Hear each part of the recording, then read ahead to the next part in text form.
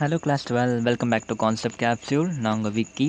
So நம்ம magnetism and matter chapter பார்த்துட்ருக்கோம். அந்த வகையில் இன்றைக்கி நம்ம பார்க்குறது fourth lecture.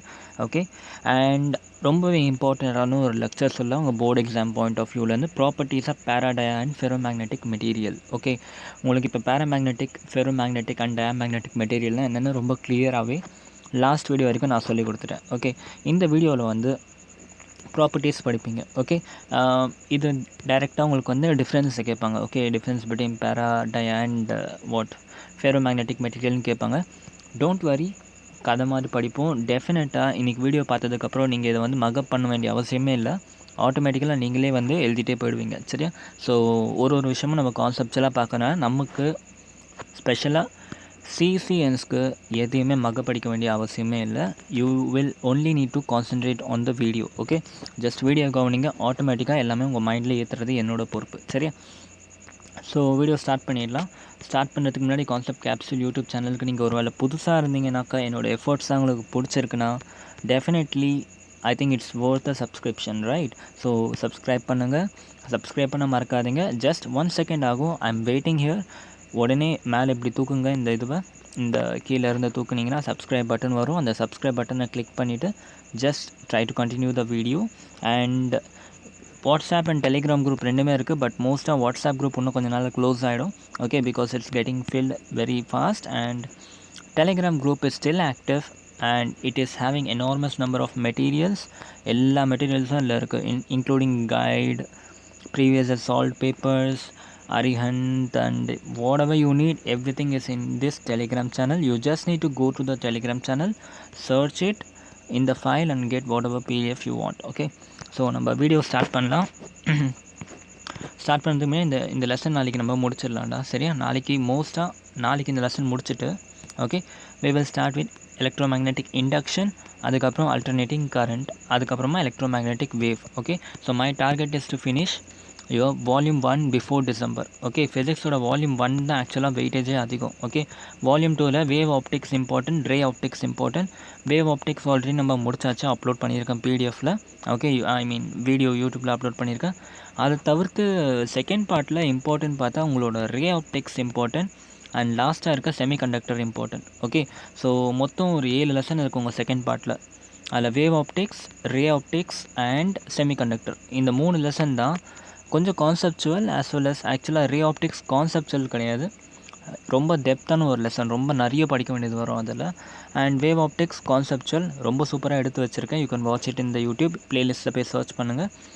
And semiconductor a bit of like easy தான், கஷ்டம் கிடையாது, கொஞ்சம் கான்செப்ட்ஸ் இருக்குது இருந்தாலும். சரியா? ஸோ இந்த 3 தவிர்த்து நியூக்ளியஸ், ஆட்டம் அண்டு ரேடியேஷன், இந்த மாதிரி சாப்டர்ஸ்லாம் ரொம்பவே தியரட்டிக்கலாக இருக்கும். You can easily do that. So December 2க்குள்ளே நம்ம வால்யூம் 1 முடித்தா ஃபிசிக்ஸ் போர்ஷனே முடித்த மாதிரி. ஓகே, அண்ட் அதுக்கப்புறம் ஜான்வரியில் நமக்கு என்ன பண்ணிக்கலாம், கெமிஸ்ட்ரி போர்ஷன் ஃபுல்லாக முடிச்சுட்டு, அண்ட் இல்லை ஜான்வரியில் மேக்ஸ் போர்ஷன் ஃபுல்லாக முடிச்சுட்டு ஃபெப்பில் கெமிஸ்ட்ரி போர்ஷன் ஃபுல்லாக முடித்தோம்னா உங்களோட 12th கிளாஸ் கம்ப்ளீட்டாக சிலபஸ் கவர் ஆகிடும். So this is my plan. And don't worry about board exam. I hope so. Board exam ஏப்ரலில் ஸ்டார்ட் ஆகிறதுக்கு சான்சஸ் நிறைய இருக்குது. அண்ட் ஸ்டில் உங்களுக்கு மார்ச் ஃபுல் 1 மந்த் இருக்கும், உங்களுக்கு ரிவிஷன் பண்ணுறதுக்குலாம் யூஸ் பண்ணிக்கலாம். ஸோ அதை பற்றி கவலைப்படாதீங்க, போர்டு எக்ஸாம் பற்றி கவலைப்படாதீங்க. பக்காவாக ஏப்ரலுக்கு முன்னாடி ஸ்டார்ட் ஆக சான்ஸ் இல்லை. மோஸ்ட் ப்ராபப்ளி ஏப்ரல் ஸ்டார்ட் ஆகி மேலே முடிகிற மாதிரி இருக்கும். Okay, that will be the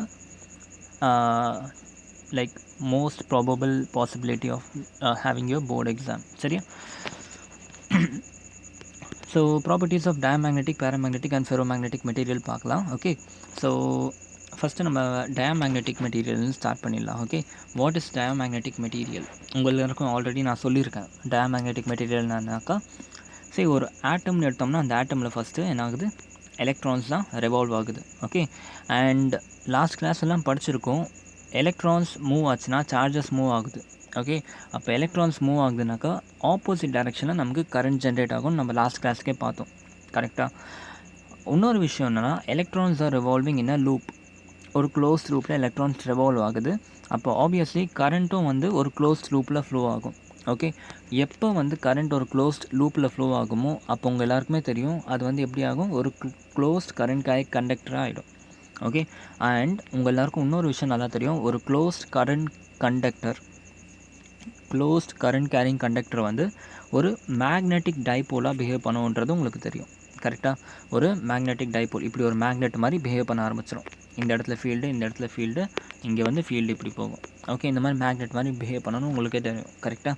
so atom has an electron and these electrons are moving in order to generate current, okay, in the opposite direction, okay, of the current carrying loop, okay, making it as a magnetic dipole. So இந்த மாதிரி ஆகிறதுனால அது ஒரு magnetic டைபோலாக create ஆகுது. Okay, but இந்த diamagnetic material, okay, for example நான் இங்கே ஒரு சப்ஸ்டன்ஸ் எடுத்திருக்கேன். இப்போ இது எனக்கு பேராமேக்னெட்டிக்கா, டயாமேக்னெட்டிக்கா இல்லை ஃபெரோமேக்னெட்டிக்கான்னு தெரியாது. ஓகே, இந்த சப்ஸ்டன்ஸ், ஓகே, இந்த சப்ஸ்டன்ஸ்குள்ளே ஆட்டம்ஸ் நிறைய இருக்குது. ஓகே, இந்த ஆட்டம்ஸ்குள்ளெலாம் மேக்னெட்டிக் டைபோல்ஸ் நடக்கலை, ரெண்டு விஷயம் இருக்குது. ஓகே, ஸோ இந்த டயாமேக்னெட்டிக் மெட்டீரியல்னால் என்னன்னாக்கா, இந்த ஆட்டம்ஸில் இருக்குல்ல, இந்த ஆட்டம்ஸ்க்கு நடுவுலையே மேக்னெட்டிக் மொமெண்ட்டே இருக்காது. ஓகே, மேக்னெட்டிக் மொமெண்ட்டே இருக்காது. ஓகே, புரியுது என்ன சொல்கிறேன்ட்டு? இந்த இடத்துல வந்து ஒரே ஒரு ஆட்டம் எடுத்தேன்னா, இந்த இடத்துல ஒரு எலக்ட்ரான் சுற்றுச்சுனாக்கா தேர் இஸ் அ மேக்னெட்டிக் மொமெண்ட்டுன்னு நான் சொல்லலாம். ஓகே, ஏன்னா கரண்ட் இந்த டைரெக்ஷனில் ஃப்ளோ ஆகுது.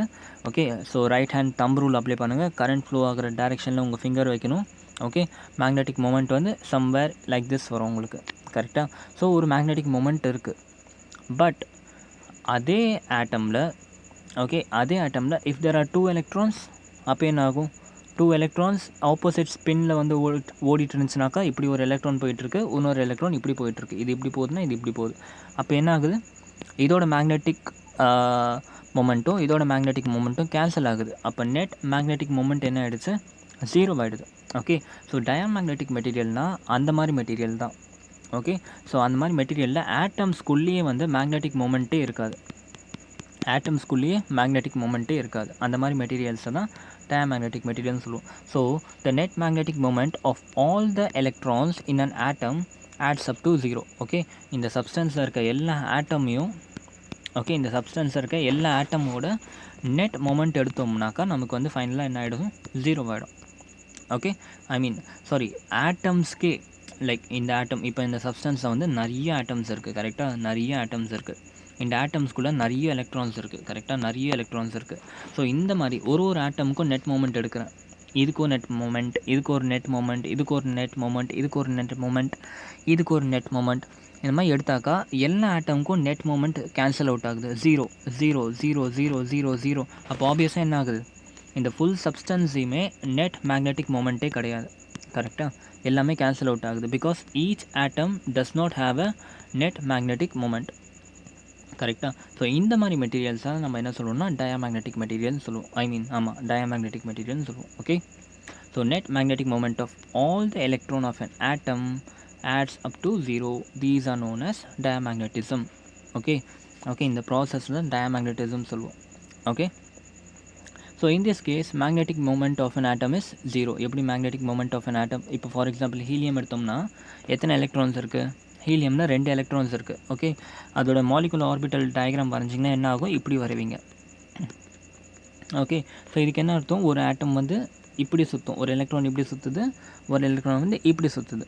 ஓகே, ஒரு எலக்ட்ரான் வந்து இப்படி சுற்றுச்சுன்னா ஒரு எலக்ட்ரான் அதுக்கு ஆப்போசிட் டைரெக்ஷனில் சுற்றும்.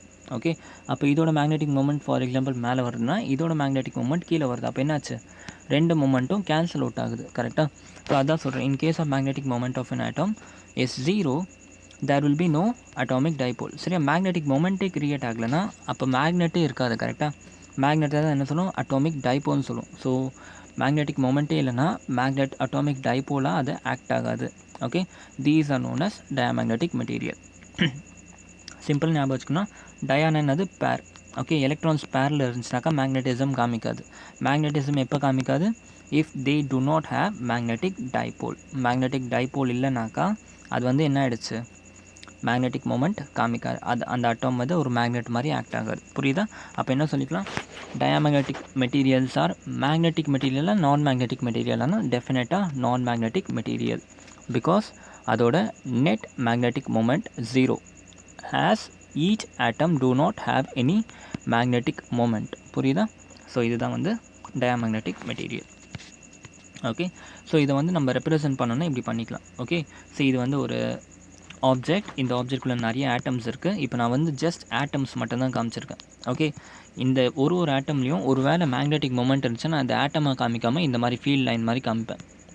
ஓகே, பட் இங்கே ஃபீல்ட் லைனே கிடையாது. ஸோ ஜஸ்ட் நான் ஆட்டம் மட்டும் காமிச்சிருக்கேன்.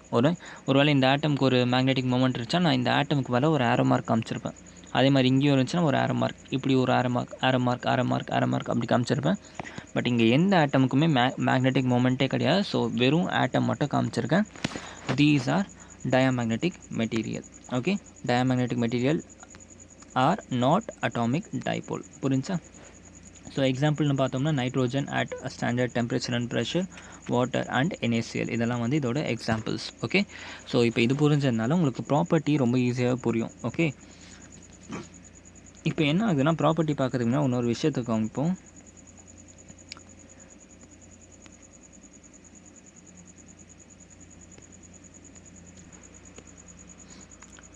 ஸோ ஒருவேளை இப்போ வந்து ஆல்ரெடி இதில் நமக்கு வந்து என்ன தெரிஞ்சு டைபோலே கிடையாதுன்னு தெரிஞ்சிருச்சு. கரெக்டாக? இப்போ என்ன ஆகுது, இந்த சப்ஸ்டன்ஸில் இப்போ நான் எக்ஸ்டர்னல் மேக்னெட்டிக் ஃபீல்டு கொடுத்தா என்ன ஆகும் அதை செக் பண்ணணும். Okay, so external magnetic field கொடுத்தாக்கா என்ன நடக்கும் ஃபஸ்ட்டு அது தெரியுமா உங்களுக்கு? நான் லாஸ்ட் கிளாஸில் சொல்லி கொடுத்தேன். whenever you are giving an external magnetic field, ஒரு சப்ஸ்டன்ஸ்குள்ளே ரெண்டு விஷயம் நடக்கும். ஒன்று என்ன நடக்கும்னா atomic dipole align along the magnetic field. Okay, for example இப்போ இந்த ஒரு ஆட்டமுக்கு ஒரு டைபோல் இருக்குதுன்னு வச்சுப்போமே. இப்போதைக்கு இந்த சப்ஸ்டன்ஸில் இல்லை. ஓகே, இப்போ இது வந்து டயாமேக்னெட்டிக்னா அட்டாமிக் டைபோலே கிடையாது. ஓகே, பட் ஒருவேளை இருந்துச்சுன்னா நான் வந்து என்ன சொல்கிறேன், இந்த சப்ஸ்டன்ஸை நான் இப்படி வரைகிறேன். ஒரு ஆட்டமும் வந்து ஒரு அட்டாமிக் டைபோல் வச்சுருக்கு. ஓகே, இந்த மாதிரி வந்து ரேண்டமாக அரேஞ்சாக இருக்குது. ஓகே, இப்போ இதுக்கு எல்லாத்துக்கும் அட்டாமிக் டைபோல்ஸ் இருக்குது ஒரு ஆட்டம்லேயும்.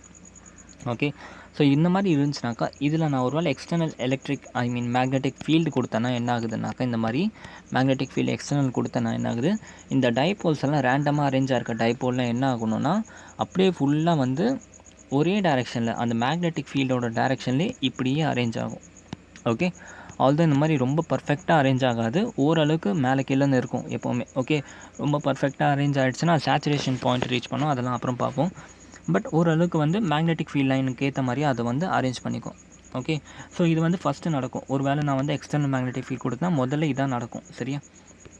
இன்னொரு விஷயம் என்ன நடக்கும்னா இன்டியூஸ்ட் டைபோலும் நடக்கும். ஓகே, இன்டியூஸ்ட் டைபோலும் என்னென்னாக்கா அது வந்து எப்படி சொல்கிறது, நீங்கள் எக்ஸ்டர்னல் மேக்னெட்டிக் ஃபீல்டு அப்ளை பண்ணிங்கல்ல, ஓகே, அதுக்குள்ளேயே ஜென்ரேட் ஆகிருக்க மேக்னெட்டிக் டைபோல்னால என்ன ஆகுது, இந்த ஃபீல்டையே அப்போஸ் பண்ணுற மாதிரி ஒரு டைபோல் க்ரியேட் ஆகும். அதை தான் வந்து இன்டியூஸ்ட் டைபோல்னு சொல்லுவோம். ஓகே, நீங்கள் எக்ஸ்டர்னல் டைபோல் கொடுத்துருக்கீங்களே, இதையே அழிக்கிற மாதிரி ஒரு ஃபோர்ஸ் வந்து க்ரியேட் ஆகுது. ஓகே, இது நான் வந்து எப்படி ஞாபகம் வச்சுப்பேன்னா டெஸ்ட்ராயர் ஆஃப் த கிரியேட்டர் ஞாபகம் வச்சுப்பேன். ஆக்சுவலாக லென்ஸ் லா வந்து இதுதான். லென்ஸ் லா என்ன சொல்லுதுனாக்கா, ஒரு வேளை வந்து நான் வந்து ஒரு எக்ஸ்டர்னல் மேக்னெட்டிக் ஃபீல்டு கொடுத்தேன்னா என்ன ஆகும்னா எனக்கு இன்டர்னல் டைபோல் ஒன்று க்ரியேட் ஆகும். அந்த internal dipole will be opposite to the given external field and it will try to cancel out the external field. இதான் லென்ஸ் லா. ஆக்சுவலாக நம்ம அடுத்த கிளாஸ் இதை பற்றி டீட்டெயிலாக பார்ப்போம். ஓகே, ஸோ இது வந்து என்ன பண்ணுதுனாக்கா இந்த second property killer of the king சொல்லலாம். யார் இதை மேக் பண்ணாங்களோ அவங்களே போய் இதை அழிக்க ட்ரை பண்ணும். ஓகே, அதுதான் வந்து இன்டியூஸ்ட் டைபோல். எக்ஸ்டர்னல் மேக்னெட்டிக் ஃபீல்டுனால தான் இந்த டைபோலே க்ரியேட் ஆச்சு. கரெக்டாக, எக்ஸ்டர்னல் மேக்னெட்டிக் ஃபீல்டுனால தான் இந்த டைபோலே க்ரியேட் ஆச்சு. ஆனால் இந்த டைபோல் என்ன பண்ணுது, நம்மளை க்ரியேட் பண்ண எக்ஸ்டர்னல் மேக்னெட்டிக் ஃபீல்டே போயிட்டு கேன்சல் அவுட் பண்ணுது, கில் பண்ண ட்ரை பண்ணுது. ஓகே, இதுதான் வந்து இன்டியூஸ்ன்னு சொல்லுவோம். ஓகே, ஆல்தோ இன் ஜென்ரல் ஆக்சுவலாக இந்த ரெண்டு விஷயமே பேராமேக்னெட்டிக், ஃபெரோமேக்னெட்டிக் அண்ட் டயாமேக்னெட்டிக் மூணுத்துலேயுமே நடக்கும். ஓகே, மூணுத்துலேயுமே இந்த ரெண்டு விஷயமே நடக்கும். பட் மெஜாரிட்டியாக இது தான் வந்து நடக்கும். மேஜர் டாமினன்ட் ஃபேக்டர்னு பார்த்தா இது தான். இது வந்து ரொம்ப மைன்யூட்டான ஒரு ஃபேக்டர் மட்டும்தான். சரியா? டாமினண்ட்டாக இது தான் நடக்கும். இது வந்து மைன்யூட் ஃபேக்டர் தான். சரியா? நான் இப்போ இந்த ரெண்டு விஷயம் நடக்க போகுது. இப்போ நான் எக்ஸ்டர்னல் மேக்னெட்டிக் ஃபீல்டு கொடுத்தா என்ன ஆகும், நல்லா யோசிச்சு சொல்லுங்கள். எக்ஸ்டர்னல் மேக்னெட்டிக் கொடுத்தா ஃபஸ்ட்டு இது பார்ப்போமா, இது ஆகுமா, atomic dipole align along the magnetic field. Okay, நல்லா கவனிச்சு பாருங்கள். டயாமேக்னெட்டிக் மெட்டீரியலில் தான் அட்டாமிக் டைபோலே கிடையாது. அட்டாமிக் டைபோலே கிடையாதப்போ அந்த அட்டாமிக் டைபோல் எங்கேருந்து அரேஞ்ச் ஆக போகுது? அப்போ இந்த ஃபுல் ப்ராசஸ் நடக்கவே நடக்காது. எதில்? டயாமேக்னெட்டிக் மெட்டீரியலில். பிகாஸ் ஒரு ஆட்டமுக்கு அட்டாமிக் டைபோல் முதல்ல வேணும். டைபோலாக இருந்தால் தான் அது வந்து எக்ஸ்டர்னல் மேக்னெட்டிக் ஃபீல்டுக்கு ஏற்ற மாதிரி அரேஞ்ச் பண்ணிக்க முடியும். பட் இங்கே தான் அட்டாமிக் டைபோலே கிடையாது டயாமேக்னெட்டிசமில். அப்போ ஃபஸ்ட்டு ஸ்டெப்பு நடக்கவே நடக்காது. ஓகே, அப்போ ஆப்வியஸாக மீதி இருக்கிறது என்னது, இந்த செகண்ட் ஸ்டெப்பு. செகண்ட் என்னது, these there is a induced dipole. என்ன ஆகுது, induced dipole மட்டும் கிரியேட் ஆகும் due to the atom. Okay, இந்த induced dipole எதனாலலாம் கிரியேட் ஆகுதுன்னா அதுக்கு நீங்கள் குவாண்டம் மெக்கானிக்ஸ் படிக்கணும். ஓகே, இன் ஜென்ரல் ஞாபகம் வச்சுக்கோங்க, நியூக்ளியஸ் அந்த பாசிட்டிவ் சார்ஜ், நியூக்ளியஸோட ஸ்பின் இதெல்லாம் பேஸ் பண்ணி தான் உங்கள் இண்டியூஸ் டைப்போல் வந்து க்ரியேட் ஆகுது. கரெக்டாக, அடுத்த லெசன் நம்ம இதை பற்றி டீட்டெயிலாக படிப்போம். இப்போதைக்கு வந்து இந்த ஃபுல்லாக நடக்கலை, இது மட்டும்தான் நடக்குது. அப்போ என்ன ஆகுது, நீங்கள் ஒரு ஃபீல்டு கொடுக்குறீங்க, பட் அந்த ஃபீல்டுக்கு ஆப்போசிட்டாக instead of arranging the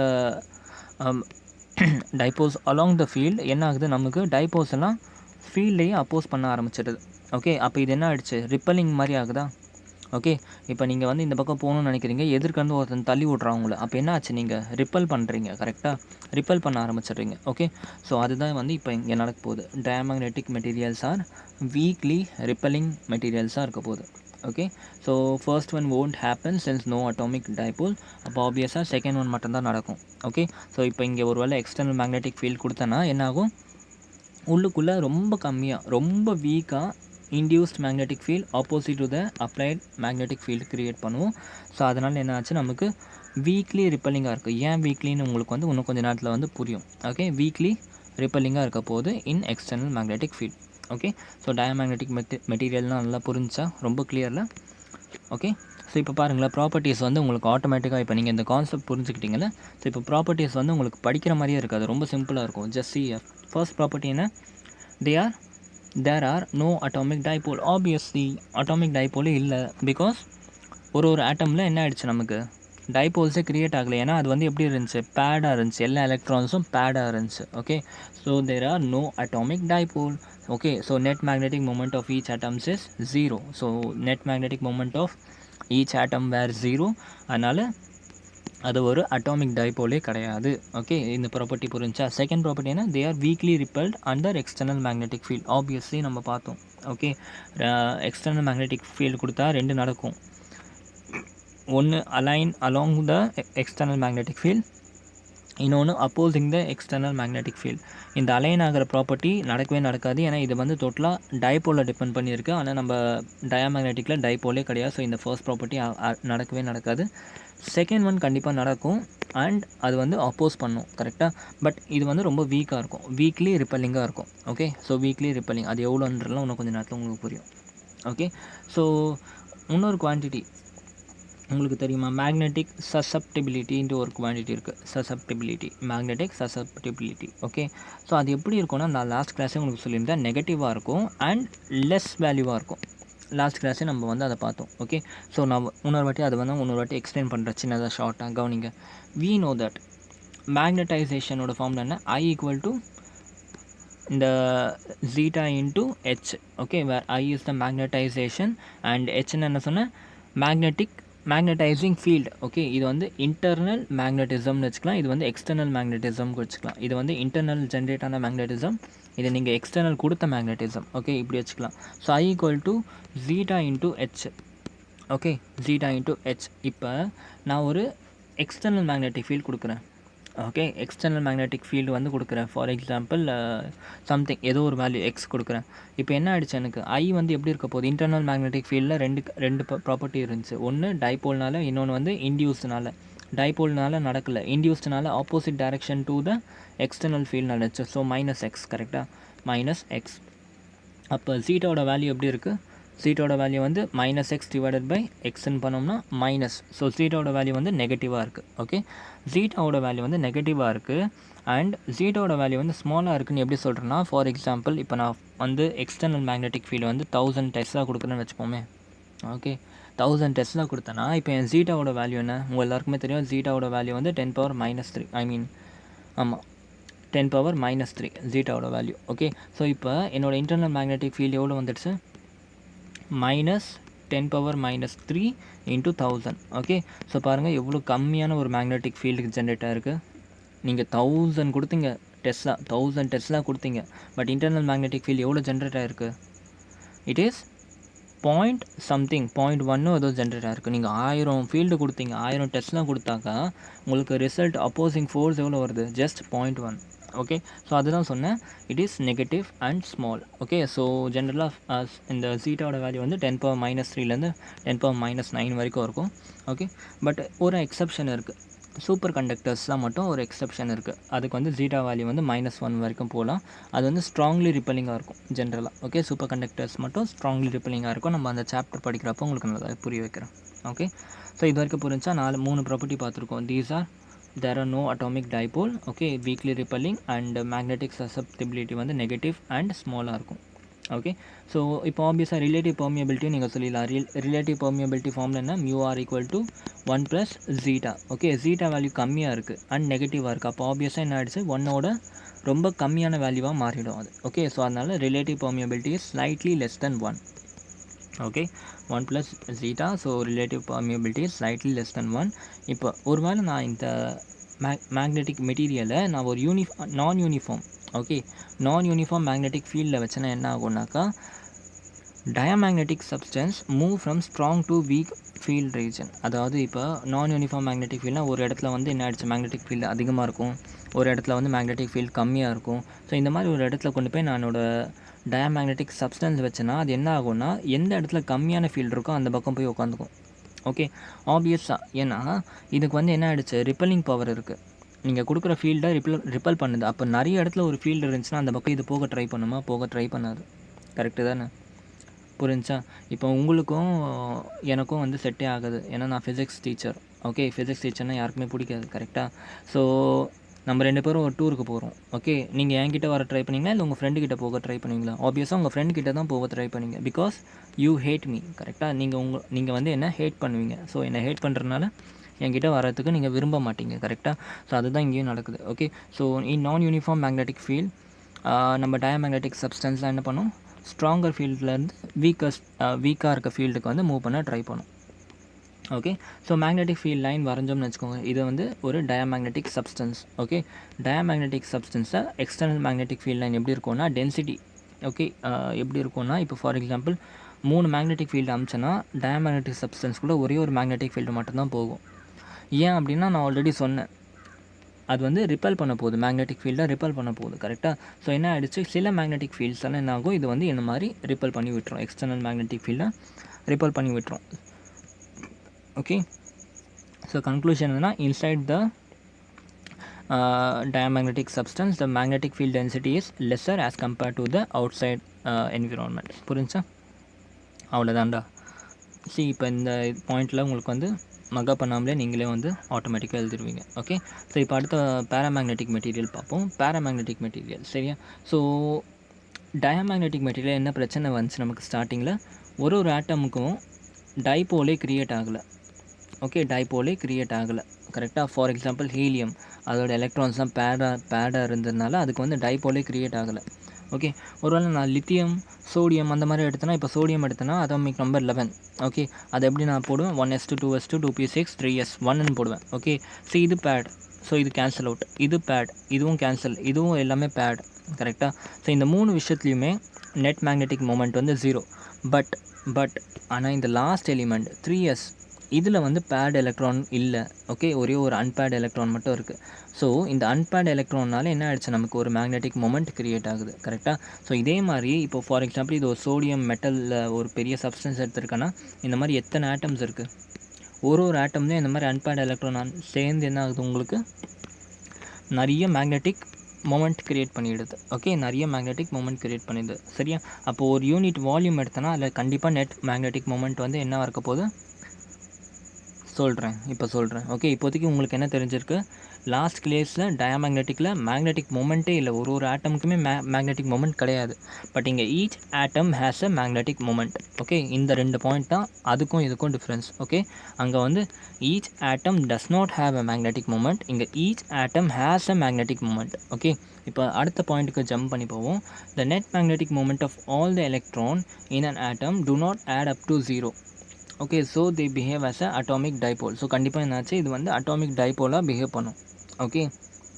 okay, புரிஞ்சா? ஸோ வந்து கண்டிப்பாக இது வந்து ஒரு அட்டாமிக் டைபோலாக பிஹேவ் பண்ணும். இப்போ என்ன ஆகுது, நான் இதில் ஒரு சின்ன வால்யூம் எடுத்திருக்கேன். Okay, there is a dipole in each atom. Okay, ஒரு ஆட்டம்லேயுமே டைபோல் இருக்குது. But net magnetic moment of any small volume in it still 0. Okay, for example இப்போ இதில் வந்து டைபோல் இருக்குது, ஒரு ஆட்டம்லேயும் டைபோல் இருக்குது, அதை நான் இல்லைன்னு சொல்லலை.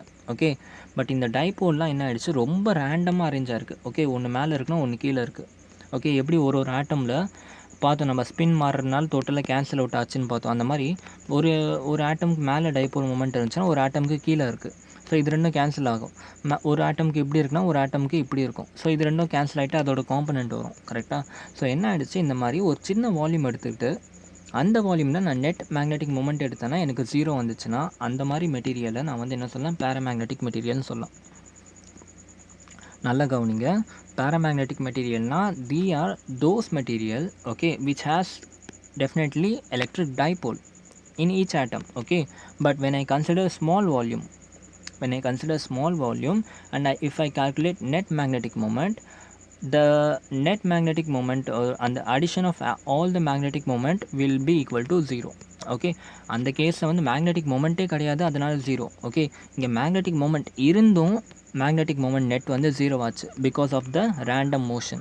Okay, so there is a dipole in each atom but net magnetic moment of any small volume is 0. Okay, நல்லா கவனிங்க, அங்கே ஆட்டம்லேயே டயாமேக்னெட்டிக் மெட்டீரியல் ஆட்டம்லேயே டைபோல் மூமெண்ட் கிடையாது. ஓகே, ஸோ அதனால தான் நெட் மேக்னெட்டிக் மூமெண்ட் அங்கே 0. இங்கே ஆட்டமில் டைபோல் மூமெண்ட் இருந்தும் கூட நெட் மேக்னெட்டிக் மூமெண்ட் 0, ஏன்னா அவ்வளோ ரேண்டமாக இதில் வந்து அரேஞ்சாக இருக்குது. ஓகே, ஸோ இதுதான் வந்து என்னது, பேராமேக்னெட்டிக் மெட்டீரியல். ஸோ இந்த மாதிரி மெட்டீரியலில் நான் என்ன பண்ணுறேன், ஒரு எக்ஸ்டர்னல் எலக்ட்ரிக் ஃபீல்டு கொடுக்குறேன். ஓகே, ஸோ எக்ஸ்டர்னல் எலக்ட்ரிக் எங்கேருந்து வந்துச்சு, இது magnetism chapter. Okay, so external magnetic field கொடுக்குறேன். ஓகே, ஃபீல்டு கொடுக்கும்போது என்ன ஆகுது, இந்த மாதிரி ரேண்டமாக அரேஞ்சாக இருக்க டைபோல்ஸாக என்ன ஆகும், ஆட்டோமேட்டிக்காக it will get along the field. கரெக்டாக நான் அதான் சொன்னேன். இப்போ எக்ஸ்டர்னல் மேக்னெட்டிக் ஃபீல்டு கொடுத்தாலே ரெண்டு நடக்கும், atomic dipole align along magnetic field, இது வந்து ஃபஸ்ட்டு நடக்கும். செகண்ட் வந்து இன்டியூஸ்டு டைபோல் க்ரியேட் ஆகும் opposite to the electric magnetic field. கரெக்டாக? ஸோ இந்த ரெண்டுமே நடக்கும், பட் இது வந்து ரொம்ப மைனராக நடக்கும், இது வந்து மேஜராக நடக்கும். கரெக்டாக? ஸோ இப்போ இந்த கேஸில் இது வந்து ரொம்ப மேஜராக நடக்க போகுது. ஓகே, அப்போ என்ன ஆகுது, என்னோடய ஆட்டம்ஸில் இருக்க அந்த magnetic moment எல்லாமே it will get aligned in this way. Okay, in this way இது வந்து அலைன் ஆகிடுச்சு. ஓகே, ஸோ இப்படி அலைன் ஆகிடுச்சுன்னா இது வந்து மேக்னடைஸ் ஆகிடுச்சுன்னு சொல்லலாம். ஓகே, இது மேக்னடைஸ் ஆகிடுச்சு. ஓகே, இப்போ இந்த இடத்துல ஒரு யூனிட் வால்யூம் எடுத்து அதில் நெட் மேக்னெட்டிக் மொமெண்ட் கண்டுபிடிச்சேன்னா அது வந்து 0 வராது. புரிஞ்சா? இதுக்கு முன்னாடி நெட் மேக்னெட்டிக் மொமெண்ட் ஒரு யூனிட் வால்யூமில் எடுத்தோம்னா 0 வந்துச்சு. But external magnetic field apply பண்ணதுக்கப்புறமா நெட் மேக்னெட்டிக் மொமெண்ட்டை அப்ளை பண்ணனா இது வந்து என்ன ஆகிடுச்சு, 0 ஆகிடுச்சு. புரியுதா? ஐ மீன் 0 ஆகலை. புரிஞ்சா? ஸோ தே ஆர் வீக்லி அட்ராக்டட்னு சொல்லலாமா? ஏன் அட்ராக்டட் சொல்கிறேன், பிகாஸ் என்னோடய மேக்னெட்டிக் ஃபீல்டோட டேரெக்ஷன்லேயே தான் என்னோடய எல்லா உள்ளே இருக்க நெட் ஃபீல்டும் இருக்குது. கரெக்டாக? அப்போ இது வந்து அட்ராக்ட் ஆகுது. லாஸ்ட்டு கேஸ் என்னாச்சு, opposite to the magnetic field வந்துச்சு. ஸோ அதனால தான் இது வந்து ரிப்பல் ஆச்சு. ஓகே, பட் இது ஸ்டில் வீக்லி அட்ராக்டட் தான். ஓகே, எக்ஸாம்பிள்னு பார்த்தோம்னா அலுமினியம், ஆக்சிஜன், கால்சியம் இதெல்லாம் வந்து இருக்குது. ஓகே, ஸோ இப்போ இதெல்லாம் தெரிஞ்சதுக்கப்புறம் இதோட ப்ராப்பர்ட்டிஸ் உங்களுக்கு ரொம்ப ஈஸியாக இருக்கும். ஓகே, ஸோ ப்ராப்பர்ட்டிஸ் பார்த்தோம்னா தே ஆர் அட்டாமிக் டைபோல். கண்டிப்பாக தே ஆர் அட்டாமிக் டைபோல். இதுக்கு முன்னாடி கேஸு அது வந்து அட்டாமிக் டைபோலே கிடையாது, பட் இது வந்து அட்டாமிக் டைபோல் கண்டிப்பாக. ஏன்னா net magnetic moment at each atom was not 0. Okay, not 0. நம்ம வந்து கரண்ட்டை பாஸ் பண்ணதுக்கு, ஐ மீன் மேக்னெட்டிக் ஃபீல்டை பாஸ் பண்ணதுக்கப்புறம் நெட் மேக்னெட்டிக் மூமெண்ட் வந்து 0 ஆகலை. ஸோ கண்டிப்பாக தே ஆர் அட்டாமிக் டைபோல். புரிஞ்சா? அடுத்து செகண்ட் பாயிண்ட் வந்து தே are weekly attracted in external magnetic field. They are weekly attracted in external magnetic field. Attracted தான், பட் வீக்லி. ஏன் வீக்லின்னு சொல்கிறேன்னா, நமக்கு Z வந்து பாசிட்டிவாக இருக்கும்.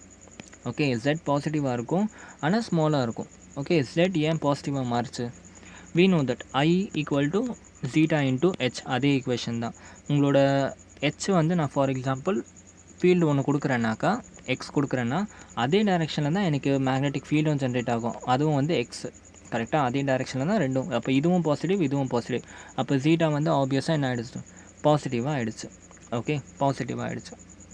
ஓகே, அதே மாதிரி ஸ்லைட்லி லெஸர் வேல்யூவாக தான் இருக்கும், ஸ்மாலர் வேல்யூவாக தான் இருக்கும். அதே தான் ஜீட்டா இன்ட்டு ஹெச்சில் ஹெச் வந்து நான் 1000 கொடுத்தேன்னா ஜீட்டாவோட வேல்யூ வந்து 10⁻³ இருக்கும். சரியா? அப்போ ஆப்வியஸாக ஜீட்டாவோட வேல்யூ வந்து கம்மியாகிடுது. கரெக்டாக? ஸோ இதுதான் வந்து செகண்ட் ப்ராப்பர்ட்டி. அடுத்து வந்து என்னது பாசிட்டிவ் அண்ட் ஸ்மால்னு பார்த்தாச்சு. அடுத்து வந்து ஆப்வியஸாக ரிலேட்டிவ் பெர்மியபிலிட்டி இப்போ என்ன ஆகும் 1 ப்ளஸ் ஜீட்டான்னு வரும். ரிலேட்டிவ் பெர்மியபிலிட்டி கூட 1 ப்ளஸ் ஜீட்டா. ஜீட்டோட வேல்யூ பாசிட்டிவ், ஜீட்டாவோட வேல்யூ ஸ்மால். அப்போ கண்டிப்பாக அது 1ஓட கொஞ்சம் பெரிய வேல்யூவாக தான் இருக்கும். கரெக்டாக? So relative permeability is slightly greater than 1. Okay. So இப்போ இந்த மெட்டீரியலை பேராமேக்னெட்டிக் மெட்டீரியலை நான் ஒரு நான் யூனிஃபார்ம் ஃபீல்டில் வச்சா என்ன ஆகும் நீங்களே சொல்லுங்கள். அட்ராக்ட் ஆகுமா, ரிப்பல் ஆகுமா? ஐம் சாரி, இதே பேராமேக்னெட்டிக் மெட்டீரியலை ஒரு நான் யூனிஃபார்ம் ஃபீல்டில் வச்சேன்னா அது வந்து ஹையர் ஃபீல்ட்லேருந்து லோவர் ஃபீல்டுக்கு போகுமா, இல்லை லோவர் ஃபீல்ட்லேருந்து ஹையர் ஃபீல்டுக்கு போகுமா? கண்டிப்பாக லோவர் ஃபீல்ட்லேருந்து ஹையர் ஃபீல்டுக்கு போகும். பிகாஸ் இதுக்கு வந்து என்ன ஆகிடுச்சு, அட்ராக்டிங் பவர் இருக்குது. ஓகே, இதுக்கு வந்து ஃபீல்டை பிடிச்சிடுச்சு, ஃபீல்டோட டைரெக்ஷனில் ஆல்ரெடி இது அலைன் ஆகிடுச்சு. கரெக்டாக? அப்போ வந்து இது என்ன பண்ணும், எங்கே ஸ்ட்ராங் ஃபீல்டு இருக்கோ அங்கே போய் உட்காந்துக்க ட்ரை பண்ணும். வீக்காக இருக்க ஃபீல்டெல்லாம் விட்டுட்டு ஸ்ட்ராங்காக இருக்க ஃபீல்டில் போய் உட்காந்துக்க ட்ரை பண்ணும். ஏன்னா இதுக்கு வந்து அட்ராக்ஷன் இருக்கனால இது வந்து வீக்காக இருக்க ஃபீல்டை விட்டு ஸ்ட்ராங்காக இருக்க ஃபீல்டுக்கு போயிடும். Okay. So magnetic field line become more dense inside the substance obviously. ஏன்னா இது வந்து அட்ராக்டிங் பவர் இருக்கா. ஸோ வெளியே வந்து இப்படி நான் ஃபீல்டு கொடுத்தேன்னா வெளியே இருக்க இந்த ரெண்டு ஃபீல்டையும் சேர்த்து உள்ளே இழுத்து வச்சுக்கும். ஓகே. ஸோ இந்த மாதிரி வந்து இப்படி இழுத்து வச்சுக்கும். ஓகே. ஸோ இதுக்கு வந்து அந்த பவர் இருக்குது. புரிஞ்சா? கிளியர்? ஓகே. ஸோ இப்போ இன்னொரு சின்ன கான்செப்ட் மாதிரி வரும், கொஞ்சம் கவனிச்சுக்கோங்க. So magnetization of paramagnetic material is inversely proportional to absolute temperature. இது உங்களுக்கு நான் ஆல்ரெடி சொல்லியிருக்கேன். ஓகே. இப்போ ஒரு மெட்டீரியல் இருக்குது. இந்த மெட்டீரியலை நான் ரொம்ப கஷ்டப்பட்டு என்ன பண்ணியிருக்கேன், மேக்னெட்டிக் டைபோல்ஸ் எல்லாம் அரேஞ்ச் பண்ணி வச்சுருக்கேன் இந்த direction of magnetic field. Okay. So இப்போ இது வந்து என்ன ஆகிடுச்சு, ஒரு மேக்னெட் மாதிரி ஆக்ட் ஆகுது. ஓகே. இப்போ இவ்வளோ கஷ்டப்பட்டு நான் அரேஞ்ச் பண்ணியிருக்கேன் டைபோலை. இப்போ என்ன பண்ணிட்டேன், நான் இதை கொண்டு போய் அடுப்பில் வச்சுட்டேன். அடுப்பில் வச்சா என்ன ஆகும், டெம்பரேச்சர் கிடைக்கும். டெம்பரேச்சர் கிடச்சா என்ன ஆகும், ஆட்டம்ஸ் எல்லாம் குதிக்க ஆரம்பிச்சிடும். ஆட்டம்ஸ்லாம் குதிக்க ஆரம்பித்தா ஆட்டோமேட்டிக்காக திரும்பி என்ன ஆகிடுச்சு, ரேண்டம் மோஷனுக்கு போயிடுச்சு.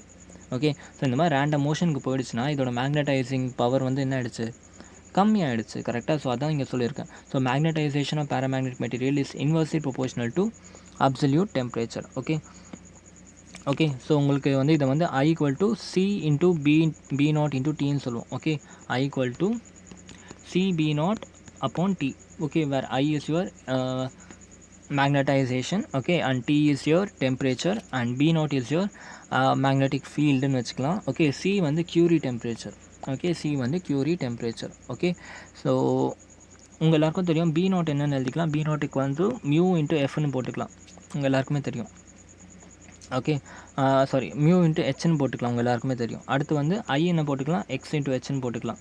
ஓகே. இந்த B0ஓட வேல்யூ ஐயோட வேல்யூவும் எடுத்துகிட்டு போய் இங்கே சப்ஸ்டியூட் பண்ணுங்கள். சப்ஸ்டியூட் பண்ண என்ன ஆகும், XH = C × μ0 × H / T. So இந்த H cancel out. Zeta = C μ0/T. Okay. இதுதான் வந்து Curie லான்னு சொல்லுவாங்க. Okay. Curie law = C μ/T. Okay. So Curie law வந்து ஆக்சுவலாக ஒரு லிமிட்டேஷன் இருக்குது. இது வந்து valid only up to the saturation point. Saturation பாயிண்ட்னா என்னன்னாக்கா, இப்போ ஃபார் எக்ஸாம்பிள் இந்த மாதிரி ரேண்டம் மோஷன்லாம் நடக்குது சொன்னால, ரேண்டமாக டைபோல்ஸ்லாம் அரேஞ்சாக இருக்குது. நீங்கள் என்ன பண்ணுறீங்க, ரொம்ப ஃபேவரபிள் கண்டிஷன், டெம்பரேச்சர் ரொம்ப கம்மியாக வச்சுட்டீங்க. Okay. And external magnetic field ரொம்ப அதிகமாக கொடுத்துரு, பயங்கரமாக எக்ஸ்டர்னல் மேக்னெட்டிக் ஃபீல்டு கொடுத்தா என்ன ஆகும், ஆட்டோமேட்டிக்காக எல்லா ஃபீல்டும் யூனிஃபார்மாக இப்படி அரேஞ்ச் ஆகிடும். கரெக்டாக? ஓகே. யூனிஃபார்மாக அரேஞ்ச் ஆகிடும். கரெக்டாக எல்லாமே பேரலாக இருக்கும். கரெக்டாக?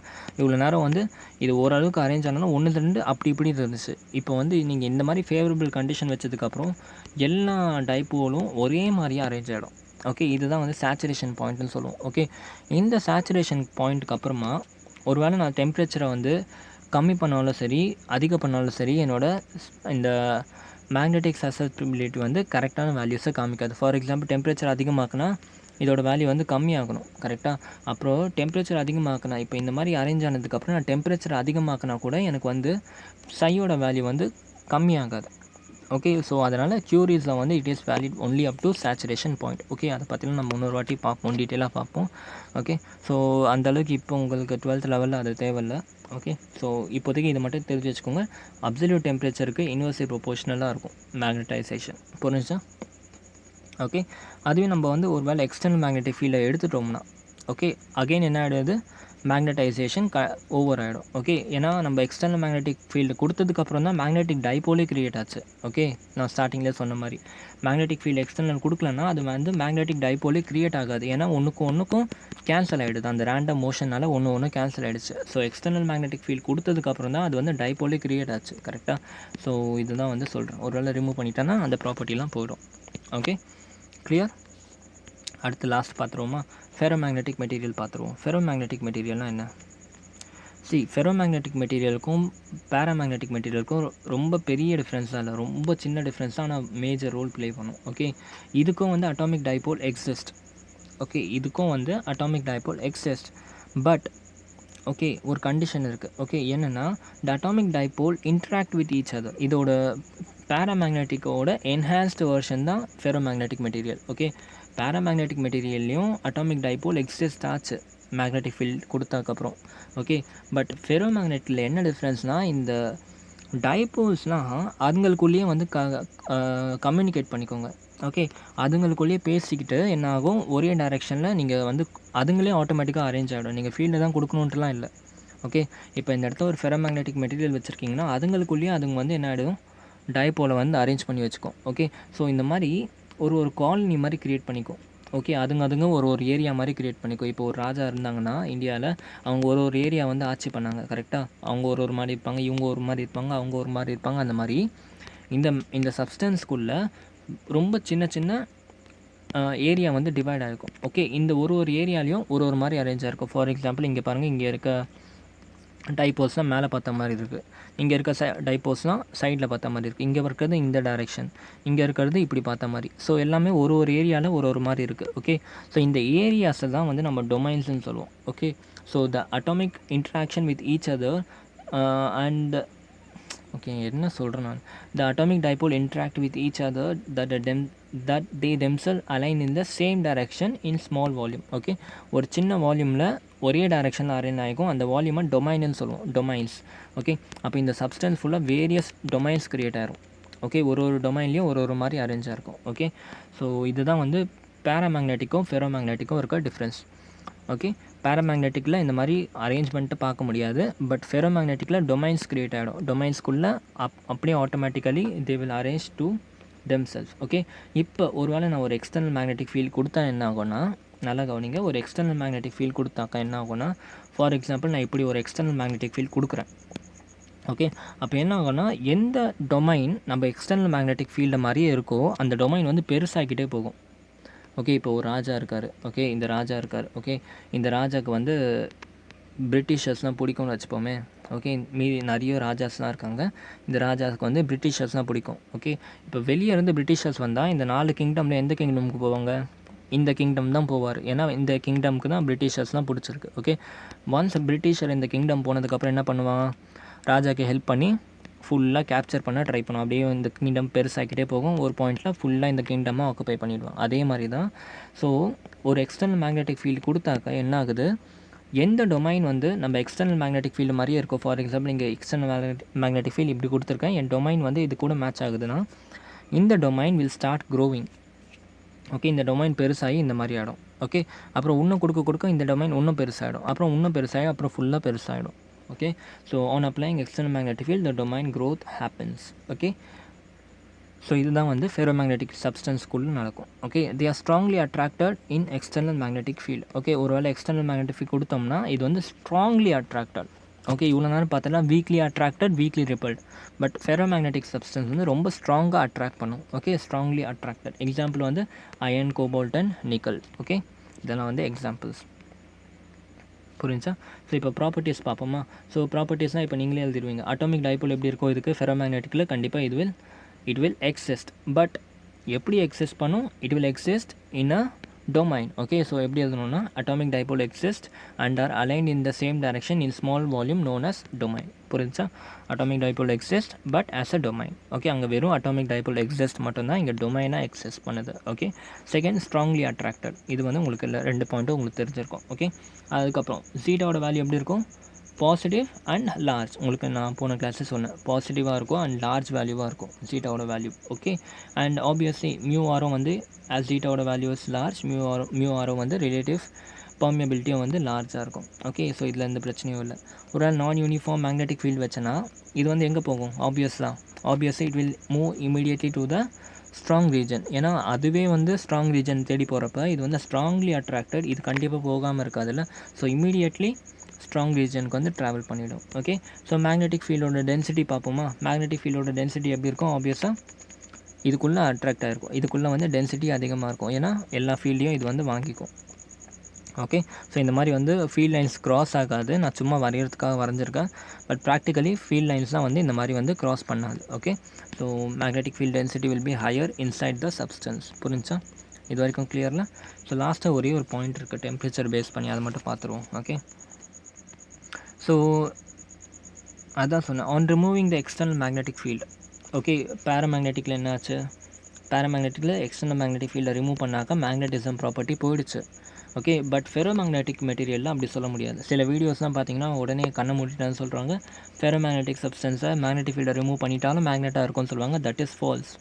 ஓகே, ரெண்டு கேஸ் இருக்குது. Magnetism still exist and magnetism disappear. Okay, ரெண்டு கேஸ் இருக்குது. நீங்கள் ஃபெரோமேக்னெட்டிக் சப்ஸ்டன்ஸை மேக்னெட்டிக் ஃபீல்டை ரிமூவ் பண்ணிட்டீங்கன்னாக்கா ஒன்று அது வந்து ஸ்டில் மேக்னெட்டிசம் காமிக்கும், இல்லாட்டி வந்து காமிக்காது. ஓகே, எப்போ மேக்னெட்டிசம் காமிக்கும்னா ஹார்ட் ஃபெரோமேக்னெட்டிக் மெட்டீரியல்ஸ் தான் காமிக்கும். ஃபார் எக்ஸாம்பிள் அல்னிகோன்ட்டு ஒரு மெட்டீரியல் இருக்குது. Alnico, aluminium, nickel, cobalt and copper, இதோட அலாய் மெட்டீரியல் இருக்குது. சரியா? ஸோ அதெல்லாம் என்ன காமிக்கும்னா நீங்கள் எக்ஸ்டர்னல் மேக்னெட்டிக் ஃபீல்டை ரிமூவ் பண்ணதுக்கப்புறமும் அது வந்து மேக்னெட்டிக் ப்ராப்பர்ட்டியே காமிக்கும். ஓகே, ஸோ அதெல்லாம் வந்து பெர்மனெண்ட் மேக்னெட்டுன்னு சொல்லுவாங்க. எக்ஸ்டர்னல் மேக்னெட்டிக் ஃபீல்டை ரிமூவ் பண்ணதுக்கப்புறமும் மேக்னெட் மாதிரி ஆக்ட் ஆகுறத பெர்மனெண்ட் மேக்னெட்னு சொல்லுவாங்க. சில மெட்டீரியலில் மேக்னெட்டிசம் டிஸப்பியர் ஆகும், ஆனால் அது ஃபெரோமேக்னெட்டிக் மெட்டீரியல் தான். Okay, they R soft iron core. Okay, நம்ம லாஸ்ட் கிளாஸில் யூஸ் பண்ணது தான் அது. லாஸ்ட் சாப்டரில் வந்து நம்ம யூஸ் பண்ணியிருந்தோம். கரெக்டாக சாஃப்ட் அயர்ன் கோரை யூஸ் பண்ணி காயில் பண்ணியிருந்தோம். ஓகே, ஸோ அதுக்கு வந்து என்ன ஆகிடுச்சு, அது வந்து மேக்னெட்டிக் ப்ராப்பர்ட்டியை இன்க்ரீஸ் பண்ணிச்சு. பட் கரண்ட் போனதுக்கப்புறம் அது வந்து மேக்னெட் மாதிரி ஆக்ட் ஆகாது. கரெக்டாக? So they are known as temporary magnet. Okay, so இந்த மாதிரி ரெண்டு மேக்னெட்டாக பிரிச்சுக்கலாம் ஃபெரோமேக்னெட்டியை. ஓகே, ஸோ அடுத்து பாருங்கள். On increasing temperature ferromagnetic property decreases. Obviously temperature increase பண்ணால் மேக்னெட்டிசம் ப்ராப்பர்ட்டி கம்மியாகிற மாதிரி ஃபெரோமேக்னெட்டிக் ப்ராப்பர்ட்டியும் கம்மியாகுது. ஆனால் at some point the ferromagnetic material starts behaving like paramagnetic material. ரொம்ப ஆப்வியஸ். கரெக்டாக டெம்பரேச்சர் இன்க்ரீஸ் பண்ண மேக்னெட்டிக் ப்ராப்பர்ட்டி கம்மியாகிட்டே வருது. ஓகே, இங்கே வந்து டயமேக்னெட்டிக் சப்ஸ்டன்ஸ், இங்கே பேராமேக்னெட்டிக், இங்கே வந்து ஃபெரோமேக்னெட்டிக். டெம்பரேச்சர் அதிகமாக்குற அப்போ என்ன ஆகுது, ஃபெரோமேக்னெட்டிக்லேருந்து it will jump to paramagnetic. இதோட மேக்னெட்டிக் ப்ராப்பர்ட்டி கம்மியாகிடுச்சு. கரெக்டாக அதான் சொல்கிறாங்க. ஸோ அந்த சேஞ்ச் ஆகுது பார்த்தியா, ஃபெரோமேக்னெட்டிக்லேருந்து பேராமேக்னெட்டிக் சேஞ்ச் ஆகுது பார்த்தியா, அந்த ஃபேஸ் தான் ஃபேஸ் ட்ரான்சிஷன் சொல்லுவாங்க. Okay, phase transition is that point where the magnetic property decreases from ferromagnetic to paramagnetic form. Okay, so in the temperature at which it happens are it's known as Curie temperature. Okay, Curie temperature. And since நம்ம இங்கே paramagnetic material பற்றி பார்க்கறனால இங்கேயும் வந்து Curieயோட law apply ஆகும். But it is known as fake Curie law. Okay, Curie law வந்து ஜென்ரலாக paramagnetic material மட்டும்தான் வந்து அப்ளை ஆகும். கரெக்டாக? பட் இங்கே என்ன ஆகிடுச்சுன்னா நம்ம ferromagnetic material is just acting, it is just faking like paramagnetic material. அதனால் வந்து ஃபேக் Curie law ஒன்று இருக்குது. அது என்னென்னா zeta equal to c/t minus Tc. Okay, where zeta is your magnetic susceptibility and c na உங்கள் Curie constant and t na temperature at which you are doing the experiment and T is in a Curie temperature. Definitely T should be greater than Curie temperature. ஏன்னா Curie temperature ஓட நீங்கள் அதிகமாக கொடுத்தா தான் அந்த paramagnetic சப்ஸ்டன்ஸாக மாறும். Okay, so இதுதான் வந்து Curie temperature. ஓகே, ஸோ புரிஞ்சா? ஸோ வித் திஸ் உங்கள் ப்ராப்பர்ட்டிஸ் ஆஃப் மேக்னெட்டிசம் ஃபுல்லாக முடிஞ்சிடுச்சு. ஓகே, ஸோ இந்த லெசனோட எண்ட் பாயிண்ட்டுக்கு வந்துவிட்டோம். நம்ம இன்னும் ஒரே ஒரு டாபிக் இருக்குது, ஹிஸ்டாரிசிஸ் கர்வ்னு மட்டும் இருக்குது. அதை மட்டும் பார்த்தோம்னா இந்த லெசன் ஃபுல்லாக முடிஞ்சிடுது. Okay, so keep studying, keep revising. நம்ம ஃபாஸ்ட்டாக முடிச்சுட்டே வந்துட்டோம். நியர்லி 70-80% போர்ஷன் கவர் பண்ணிட்டேன். Okay, so it is up to you to revise and properly show in your exams. Okay, thank you so much. Have a great day. Good bye. ஜெய் ஹிந்த்.